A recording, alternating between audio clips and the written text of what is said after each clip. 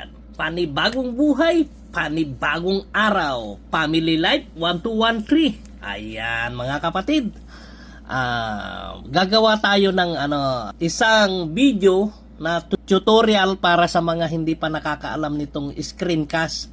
Ito yung ginagamit ngayon sa mga nagla-live na yung video nila is ginagamit nila para sa kanilang pagla-live. So ito kapatid, bago kayo mag-umpisa nito, kailangan mayroon na kayo naka-download na video nyo sa inyong Google Photo. Sa Google Photo nyo, kailangan mayroon na kayong video doon na naka-download kasi doon tayo kukuha. Pagkakuha natin kasi doon, naka-loop na yon. So paulit-ulit na lang yon. Gagamitin nyo doon sa inyong itong sa screencast na tinatawag. So mag-umpisa na tayo sa ating tutorial. Yan, sinasabi ko na para pagka nag-live kayo, direct to live na kayo, mayroon na kayong nakahanda doon na video sa Google Photo nyo. So ito, umpisa tayo. Pindutin nyo yung YouTube nyo. Yan, may yan, plus, yung sa baba. Pindutin nyo yung plus. Ayan. Lumabas yung yan, yung parang lapis na yan. Pindutin nyo yung lapis na yan para punta kayo doon sa screencast. Yan, yun, screencast. I-on nyo yan. So kung alimbawa monetize na kayo, scroll nyo pataas, nandyan yung advanced setting para ma-i-on nyo yung dollar sign. Ayan, i-on nyo yan, yung dollar sign nyo. So back kayo doon ulit. So yan, punta tayo sa audience. Yan, audience required. Yan. Select audience, di ba? So, pagka ang pambata, ang yes, it's made for kid. Yan. Yun ang i-on mo kung pambata. Yung ayaw mong may comment, yan, sa taas. Pero kung gusto mong may comment, dahil tulad natin, nagkaedad na, yun. No, it's not made for kid. Yun, natin yun. So, saka balik tayo doon. So, ito, dahil tutorial lang, ilalagay ko unlisted. Pero sa inyo na magla-live na hindi tutorial, ito ay public nyo na. Pero sa akin, unlisted. Para hindi siya, dahil tutorial, unlisted.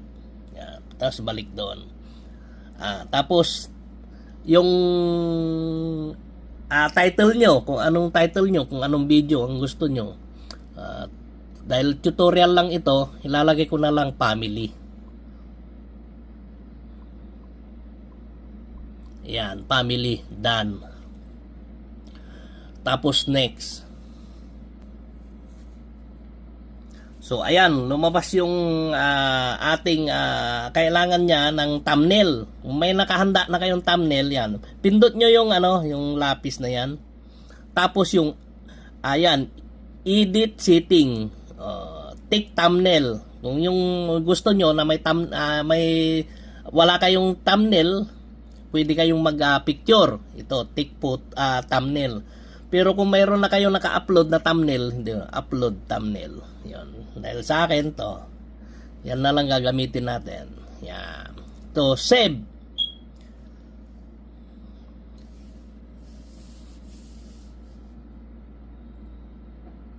So, nakasave na. Yan, next. So, yan, lalabas sa inyong screen yan. So, ipindot nyo lang yung got it. So, pag start, yan, start now, pero hindi pa yung mag-i-start. Hindi pa yung mag-i-start. Yan. Pag pindot nyo lang yon, yung start now, yan, lalabas.